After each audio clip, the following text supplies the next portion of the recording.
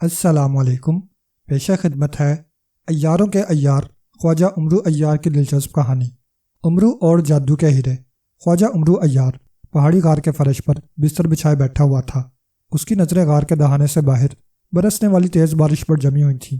وہ سفر پر جا رہا تھا کہ راستے میں اچانک بادل آ گئے اور بارش ہونے لگی، تو اس نے بارش سے بچنے کے لیے اس پہاڑی غار میں پناہ لی تھی۔ وہ اپنے گھوڑے کو بھی غار کے اندر لے آیا تھا، اور اسے چونکہ نظر آ رہا تھا کہ بارش جلدی ختم ہونے والی نہیں ہے، پھر ویسے بھی رات پڑنے والی تھی، اس لیے اس نے باقاعدہ بستر بچھا لیا تھا اور غار میں مشعل جلا دی تھی۔ گھوڑے کا چارہ اس کے پاس موجود تھا۔ وہ چارہ اس نے گھوڑے کے آگے ڈال دیا تھا، اور خود بھی اس نے زنبیل میں سے پانی کی چھاگل اور کھانا نکال کر کھا پی لیا تھا۔ بارش بہت تیز ہو رہی تھی اور مسلسل ہو رہی تھی، اس لیے سب کچھ کر لینے کے باوجود بارش مسلسل جاری تھی، اور عمرو بستر پر بیٹھا باہر برستی ہوئی بارش کو دیکھ رہا تھا۔ چونکہ ابھی اس نے کھانا کھایا تھا، اس لیے ابھی اس کا سونے کا کوئی ارادہ نہ تھا، اور یہاں سوائے بیٹھنے کے اور اس کے پاس کوئی کام بھی نہ تھا۔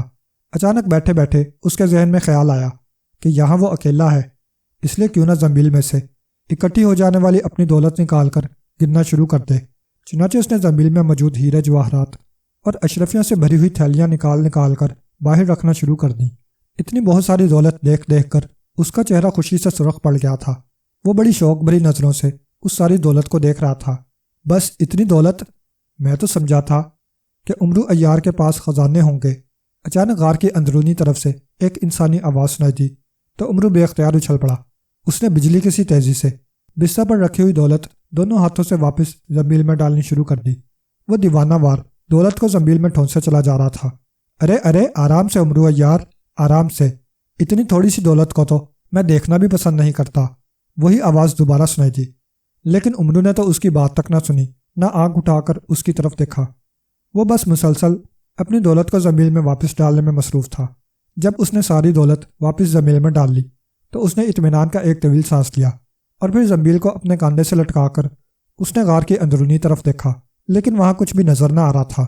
کون بول رہا ہے؟ سامنے آؤ، عمرو نے کہا۔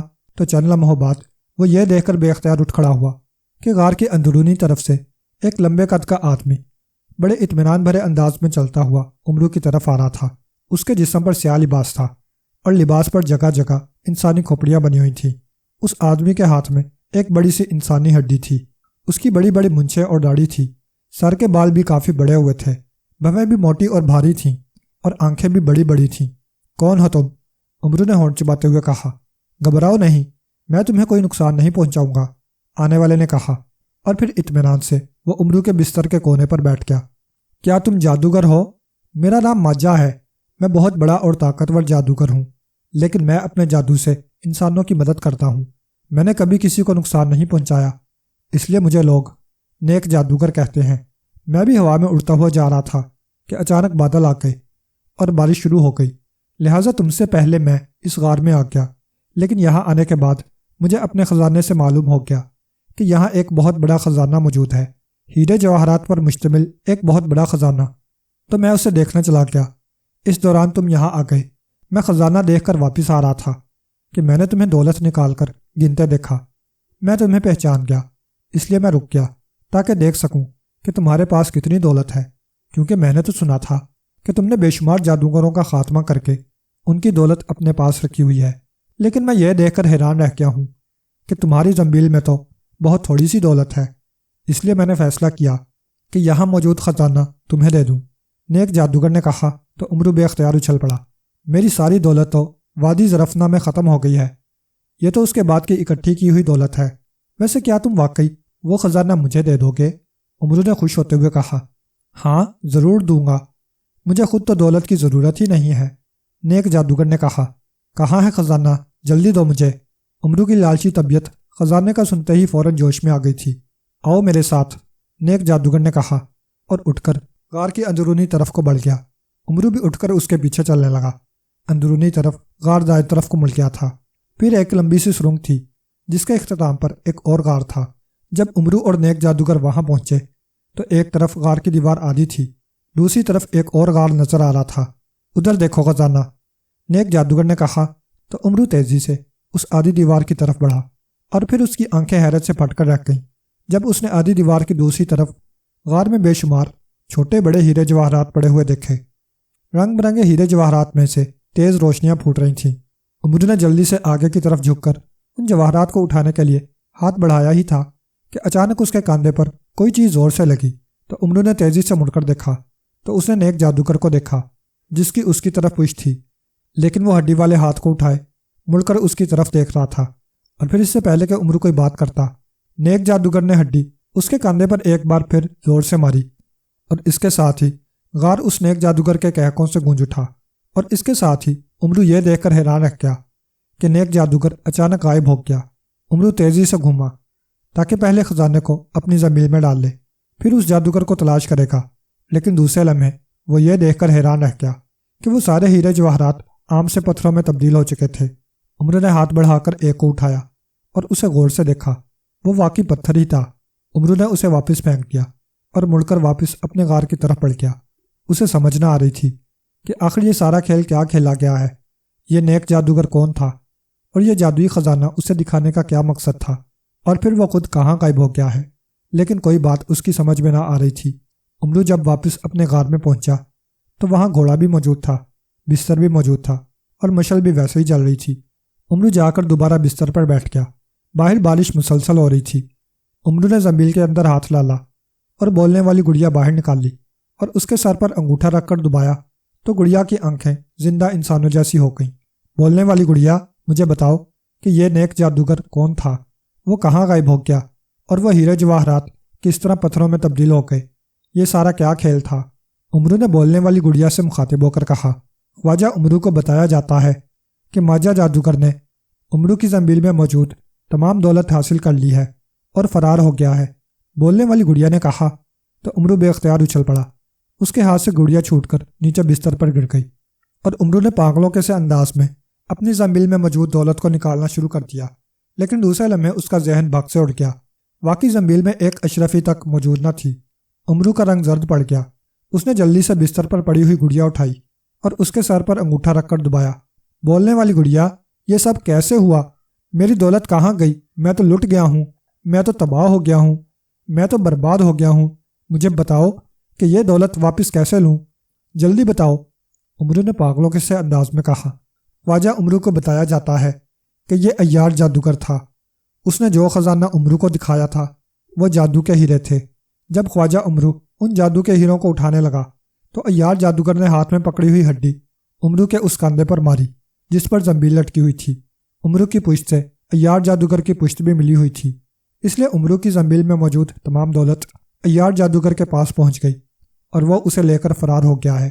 بولنے والی گڑیا نے کہا تو عمرو کے چہرے پر اور زیادہ وحشت ناچنے لگی۔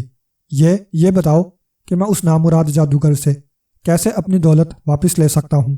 عمرو نے کہا، اس کا طریقہ یہ ہے کہ تم وہیں جاؤ جہاں جادو کے ہیرے پتھر بن چکے ہیں، ان میں سے بڑا پتھر اٹھا لو اور پھر اس بڑے پتھر کو باہر بارش میں پھینک دو۔ جیسے ہی بارش اس بڑے پتھر پر پڑے گی وہ زندہ ہو جائے گا اور تمہارا غلام بن جائے گا۔ تم اس سے کہنا کہ عیار جادوگر کو پکڑ کر لے آئے، یہ پتھر اس جادوگر کو پکڑ کر یہاں لائے گا۔ پھر اس پتھر سے کہنا کہ اس جادوگر کے سر پر برسنا شروع کر دے۔ جادوگر لاکھ کوشش کرے لیکن وہ اس پتھر سے نہ بچ سکے گا۔ جب وہ تنگ آ جائے گا تو تم سے معافی مانگے گا، تم اپنی دولت واپس مانگ لینا، چنانچہ وہ مجبوراً تمہاری دولت تمہیں واپس دے دے گا، اور تب تک پتھر سوکھ جائے گا، اور جیسے وہ سوکھے گا اس کی طاقت ختم ہو جائے گی، وہ عام پتھر بن جائے گا۔ پھر تم اس جادوگر کو جال الیاسی میں جکڑ کر اس کا خاتمہ کر دینا۔ بولنے والی گڑیا نے کہا، اور اس کے ساتھ ہی اس کی آنکھیں بے نور ہو گئیں تو عمرو نے جلدی سے اسے زنبیل میں ڈالا اور اٹھ کر اس طرف کو بھاگ پڑا جہاں وہ جادو کے ہیرے جو اب پتھر کے بن چکے تھے موجود تھے۔ وہاں سے اس نے سب سے بڑا پتھر اٹھایا اور واپس آ کر اس نے پتھر کو باہر بارش میں رکھ دیا۔ جیسے ہی پتھر بارش سے بھیگا وہ بے اختیار اچھلنے لگا۔ غلام پتھر، جا کر ماجہ جادوگر کو یہاں لے آؤ، عمرو نے چیختے ہوئے کہا تو پتھر غائب ہو گیا۔ چند لمحوں بعد جادوگر چیختا ہوا اندر آ گیا اور اس کے پیچھے پتھر بھی آ گیا۔ جادوگر کے چہرے پر بے حد خوف تھا۔ بچاؤ بچاؤ، مجھے اس پتھر سے بچاؤ، جادوگر نے چیختے ہوئے کہا۔ غلام پتھر، اس کے سر پر برسنا شروع ہو جاؤ، عمرو نے کہا تو پتھر بار بار جادوگر کے سر پر دھماکے سے گرنے لگا۔ اب تو جادوگر کے حلق سے چیخیں نکلنے لگیں۔ اس نے مسلسل بچاؤ بچاؤ چیخنا شروع کر دیا۔ میری دولت واپس کرو، عمرو نے کہا تو جادوگر نے دونوں ہاتھ لہرائے تو امرو کی ساری دولت اس کے بستر پر پڑی نظر آنے لگی۔ امرو نے جلدی سے ساری دولت اپنی زنبیل میں ڈال لی۔ اتنی دیر میں پتھر سوکھ چکا تھا، اس لیے وہ ایک طرف گر کر ساکت ہو گیا۔ امرو نے بجلی کسی تیزی سے جالے الیاسی نکال کر اس میں جادوگر کو جکڑ لیا۔ جادوگر نے اب امرو کی منتیں شروع کر دیں، ان جادو کے ہیروں کی جگہ مجھے اصل ہیرے دو، پھر چھوڑوں گا ورنہ ہلاک کر دوں گا۔ امرو نے کہا تو جادوگر نے فوراً ہی منتر پڑھ کر پھونک ماری تو بے شمار چھوٹے بڑے ہیرے جواہرات وہاں پڑے نظر آنے لگے۔ امرو نے جلدی سے ان سب کو بھی اٹھا کر زنبیل میں ڈالا اور پھر خنجر سلیمانی نکال کر جالے الیاسی میں پھنسے ہوئے جادوگر کے سینے میں اتار دیا۔ اس کے ساتھ ہی دھماکہ ہوا اور ہر طرف سرخ دھواں چھا گیا۔ میرا نام ماجا جادوگر تھا، میں عیار جادوگر تھا۔ میں نے اپنی عیاری سے امرو کو بھی بے وقوف بنا دیا تھا، مگر امرو مجھ سے بھی بڑا عیار نکلا اور اس نے اپنی دولت کے ساتھ ساتھ میرا خزانہ بھی حاصل کر لیا اور مجھے بھی ہلاک کر دیا۔ جادوگر کی روتی ہوئی آواز سنائی تھی اور پھر خاموشی چھا گئی۔ دھواں ختم ہوا تو جادوگر کی لاش بھی غائب ہو چکی تھی۔ امرو خوش تھا کہ اسے اپنی دولت بھی مل گئی اور جادوگر کا خزانہ بھی۔ امرو اور خونی جادوگر۔ امرو جیسے ہی اپنے گھر میں داخل ہوا، اس کے ملازم نے اسے کمرے میں جانے سے پہلے ہی پیغام دے دیا کہ اسے فوری طور پر زنان خانے میں بلایا جا رہا ہے۔ کیوں؟ کیا بات ہے؟ اس وقت ایسی کیا بات ہو گئی ہے؟ امرو نے پریشان ہو کر پوچھا۔ آپ کی بیگم کی کوئی سہیلی آئی ہوئی ہے، ملازم نے مسکراتے ہوئے جواب دیا تو امرو سر ہلاتا ہوا زنان خانے کی طرف بڑھ گیا۔ وہ جب زنان خانے کے بڑے کمرے میں داخل ہوا تو وہ یہ دیکھ کر چونک پڑا کہ وہاں اس کی بیوی کے ساتھ ایک انتہائی خوبصورت عورت بیٹھی ہوئی تھی جس نے بڑا خوبصورت اور قیمتی لباس پہنا ہوا تھا۔ آؤ آؤ خواجہ امرو، میں تمہارا ہی انتظار کر رہی تھی، ان سے ملو۔ یہ میری بچپن کی سہیلی ہے شمیرہ۔ شمیرہ کا والد ملک خراسان کا بہت بڑا تاجر ہے، اور شمیرہ یہ خواجہ امرو ہیں جن سے ملنے کے لیے تم اس قدر بےتاب ہو رہی تھیں۔ امرو کی بیوی چاند تارا نے کہا، سچ ہے، خوبصورت عورتوں کی سہیلیاں بھی خوبصورت ہی ہوتی ہیں۔ امرو نے جان بوجھ کر یہ فکرہ کہا تاکہ اس کی بیوی خوش ہو جائے، لیکن خوبصورت عورتوں کی یہ بڑی بدقسمتی ہوتی ہے کہ انہیں شوہر بدصورت ملتے ہیں۔ شمیرہ نے مسکراتے ہوئے جواب دیا تو امرو کا اس کا طنز پر بے اختیار منہ سا بن گیا، جبکہ اس کی بیوی جو کہ ویسے ہی موٹے دماغ کی تھی شمیرہ کا طنز سمجھ ہی نہ سکی اور زور زور سے ہنسنے لگی۔ مجھے بہت افسوس ہے کہ آپ کو شوہر بدصورت ملا، اس لحاظ سے تو آپ کی سہیلی خوش قسمت ثابت ہوئی جسے میرے جیسا خوبصورت شوہر ملا ہے۔ امرو نے ترکی بدرکی جواب دیتے ہوئے کہا، ظاہر ہے باتیں کرنے میں اس سے کون جیت سکتا تھا، میری تو ابھی شادی ہی نہیں ہوئی، میں تو تمہاری بیوی کی بات کر رہی تھی۔ بہرحال چھوڑو اس بات کو، میں یہاں تمہاری مدد حاصل کرنے آئی ہوں۔ شمیرہ نے برا سا منہ بناتے ہوئے کہا۔ ظاہر ہے اسے امرو کی بات بری ہی لگنی تھی۔ ارے ہاں خواجہ امرو، تم نے میری سہیلی کا کام ضرور کرنا ہے، سمجھے؟ اگر تم نے انکار کیا یا کوئی بہانہ کیا تو پھر مجھ سے برا کوئی نہ ہوگا۔ چاند تارا نے غصیلے لہجے میں کہا۔ میں کیوں انکار کروں گا، بتاؤ کیا کام ہے؟ امرو نے مسکراتے ہوئے جواب دیا، میری بہن جس کا نام سمیرہ ہے وہ بھی میری طرح خوبصورت ہے، اسے جادوگر سے شادی کرنے کا بہت شوق تھا، چنانچہ اس نے ایک بہت بڑے جادوگر سے شادی کر لی۔ اس جادوگر کا نام بادشاہ جادوگر تھا، وہ رہتا بھی بادشاہوں کی طرح تھا، اس کے بڑے بڑے محل تھے، نوکر چاکر تھے، وہ خوب ٹھاٹ سے رہتا تھا، اس کی شکل بھی بادشاہوں جیسی ہی تھی۔ میری بہن اس سے شادی کر کے بے حد خوش ہوئی اور خوب ٹھاٹ سے زندگی گزارنے لگی، لیکن اسے یہ معلوم نہ تھا کہ بادشاہ جادوگر کو اپنا جادو قائم رکھنے کے لیے ہر ماہ کی 14ویں رات کو ایک بچے کو ذبح کر کے اس کا خون پینا ہوگا۔ وہ یہ کام چھپ کر کرتا تھا۔ پھر میری بیوی کے ایک بچہ پیدا ہوا، پھر 14ویں کی رات آ گئی، لیکن اس رات انتہائی خوفناک بارش اور طوفان تھا۔ بادشاہ جادوگر کو باوجود کوشش کے کوئی بچہ نہ مل سکا، کیونکہ یہ بچہ اسے جادو کی مدد کے بغیر پکڑنا تھا۔ چونکہ اس کا جادو ختم ہو سکتا تھا، اس لیے اس نے اپنا بچہ ذبح کر کے اس کا خون پی لیا، اور میری بہن نے اسے ایسا کرتے دیکھ لیا۔ وہ صدمے سے بے ہوش ہو گئی۔ ہوش میں آنے کے بعد میری بہن نے بادشاہ جادوگر کو بے حد برا بلا کہا۔ پہلے تو بادشاہ جادوگر نے اسے سمجھانے کی کوشش کی کہ ایسا کرنا اس کی مجبوری تھی، لیکن ظاہر ہے جس ماں کا بچہ خود اس کا باپ ہلاک کر کے اس کا خون پی جائے، وہ یہ بات کیسے برداشت کر سکتی تھی؟ چنانچہ وہ صدمے سے پاگل سی ہو گئی۔ اس نے اس کو دھمکی دی کہ وہ باہر جا کر سب کو بتا دے گی کہ بادشاہ جادوگر بچوں کا خون پیتا ہے۔ اس پر بادشاہ جادوگر گھبرا گیا اور اس نے جادو کے زور سے میری بہن کو پتھر کا بت بنا دیا، اور اب میری بہن اس کے محل میں پتھر کی بنی موجود ہے۔ جب مجھے اس بات کی اطلاع ہوئی تو ہم سب روتے پیٹتے اس کے پاس گئے، لیکن اس نے ہمیں ڈرا دھمکا کر اور دھمکیاں دے کر اپنے محل سے نکال دیا۔ چنانچہ اب ہم نے فیصلہ کیا ہے کہ اپنی بہن کو ٹھیک کرا کر اس ظالم اور شفاق بادشاہ جادوگر کا خاتمہ کرا دیں۔ اس کام کے لیے تمہارا نام سب سے مشہور ہے، اس لیے میں اپنی سہیلی کے پاس آئی ہوں۔ شمیرہ نے پوری تفصیل بتاتے ہوئے کہا۔ یہ بادشاہ جادوگر کہاں رہتا ہے؟ امرو نے پوچھا۔ اس کا محل خراسان کے ایک ویران علاقے میں ہے، شمیرہ نے جواب دیا۔ خواجہ امرو، تم فوراً جاؤ اور میری سہیلی کی بہن کو ٹھیک کر کے لے آؤ اور اس نامراد ظالم بادشاہ جادوگر کا بھی خاتمہ کر دو، چاند ستارہ نے کہا۔ لیکن امرو نے کچھ کہنا چاہا۔ کیا تم لیکن کہہ رہے ہو؟ اس کا مطلب ہے کہ تم انکار کر رہے ہو، چاند ستارہ نے غصے سے چیختے ہوئے کہا۔ ارے میں کب انکار کر رہا ہوں؟ ٹھیک ہے میں جاتا ہوں، امرو نے خوفزدہ ہوتے ہوئے کہا، کیونکہ اسے معلوم تھا کہ چاند ستارہ مہمان کے سامنے بھی اسے پیٹنے سے باز نہ آئے گی۔ اس لیے وہ اٹھا اور تیزی سے واپس مڑ کر کمرے سے باہر آ گیا۔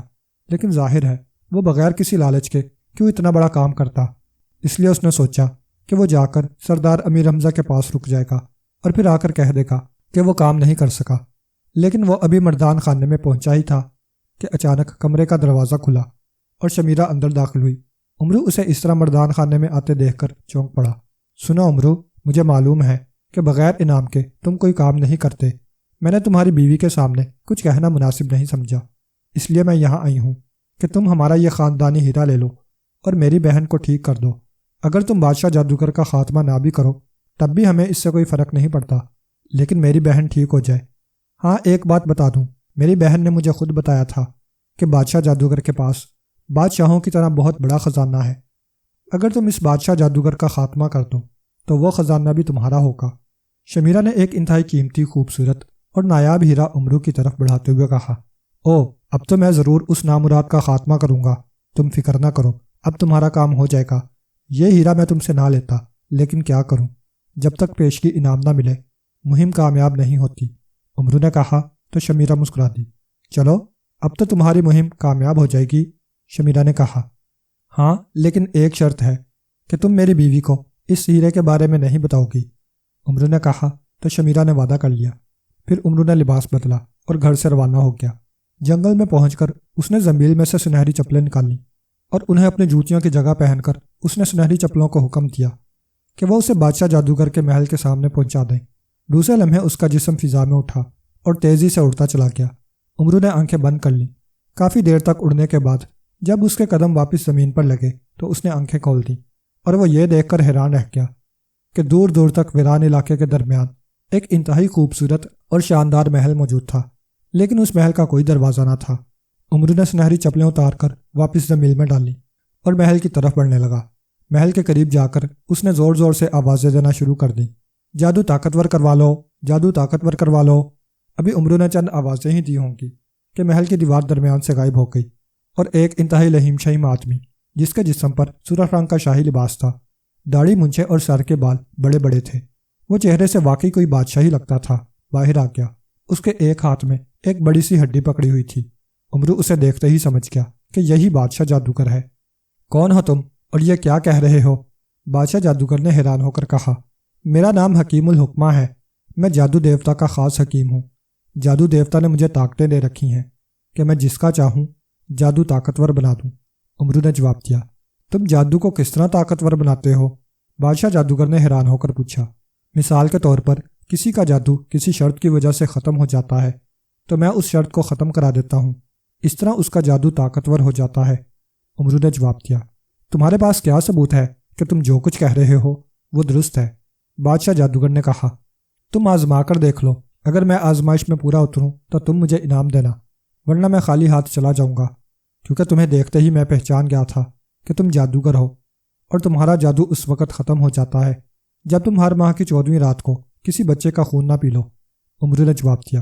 او، تم تو واقعی سب کچھ جانتے ہو، آؤ میرے ساتھ آؤ، بادشاہ جادوگر نے جلدی سے کہا اور امرو کو ساتھ لے کر ایک بڑے کمرے میں پہنچ گیا۔ امرو نے دیکھا کہ وہاں ایک انتہائی خوبصورت عورت کا بت موجود ہے جو چلنے کی حالت میں تھا۔ اس کا ایک بازو پردے کے اندر تھا۔ اس نے سرخ اور سبز رنگ کا لباس پہنا ہوا تھا۔ اس کی شکل چونکہ شمیرہ سے بے حد ملتی تھی، اس لیے امرو اسے دیکھتے ہی سمجھ گیا کہ یہی بادشاہ جادوگر کی بیوی سمیرہ ہے جسے بادشاہ جادوگر نے جادو سے بت بنا دیا ہے۔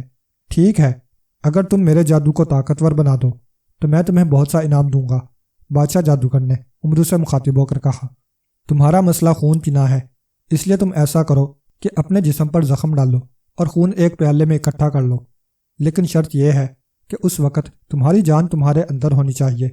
عمرو نے کہا، میری جان اس ہڈی میں ہے جو میرے ہاتھ میں ہے، اسے میں ہر وقت اپنے ساتھ رکھتا ہوں، لیکن پھر اس خون کا مجھے کیا کرنا ہوگا؟ بادشاہ جادوگر نے کہا، پھر اپنی اس ہڈی کو خون میں ڈبو دو اور اسے زمین پر رکھ کر سوکھنے دو۔ جیسے ہی تمہارا ہڈی پر لگا ہوا خون سوکھے گا، تمہارا جادو طاقتور ہو جائے گا۔ عمرو نے جواب دیا تو بادشاہ جادوگر، جو خود بھی ہر ماہ بچوں کا خون پی پی کر تنگ آیا ہوا تھا، عمرو کی عیاری میں آ گیا۔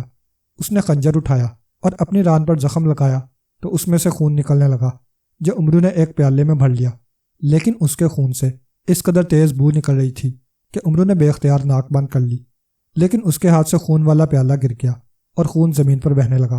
بادشاہ جادوگر نے جلدی سے اس خون میں ہڈی کو رگڑنا شروع کر دیا، اور ہڈی پر اچھی طرح خون لگ گیا تو اس نے ہڈی کو زمین پر رکھ دیا تاکہ وہ سوکھ جائے۔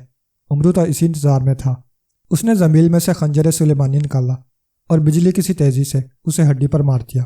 ہڈی کٹ کر 2 حصوں میں تقسیم ہو گئی تو بادشاہ جادوگر نے چیخ ماری اور اس کا جسم بھی 2 حصوں میں کٹ گیا۔ پھر تو عمرو نے دیوانہ وار ہڈی کو کاٹنا شروع کر دیا۔ بادشاہ جادوگر کا جسم بھی کٹتا چلا گیا اور وہ ہلاک ہو گیا۔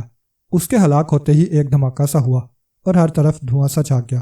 جب دھواں ختم ہوا تو عمرو نے دیکھا کہ سمیرا زندہ ہو چکی تھی اور حیرت سے ادھر ادھر دیکھ رہی تھی۔ محل وغیرہ سب غائب ہو چکے تھے۔ جب عمرو نے ساری بات بتائی تو وہ بے حد خوش ہوئی۔ وہ عمرو کو ایک غار میں لے گئی جہاں ہیرے جواہرات سے بھرے ہوئے 2 صندوق رکھے ہوئے تھے۔ یہ بادشاہ جادوگر کا خزانہ تھا۔ عمرو نے سارا خزانہ اپنی زنبیل میں ڈال لیا اور پھر سمیرا کو ساتھ لے کر وہ واپس روانہ ہو گیا۔ وہ خوش تھا، بے حد خوش، کہ وہ اپنی مہم میں کامیاب ہو گیا ہے اور اسے اتنا بڑا خزانہ بھی مل گیا ہے۔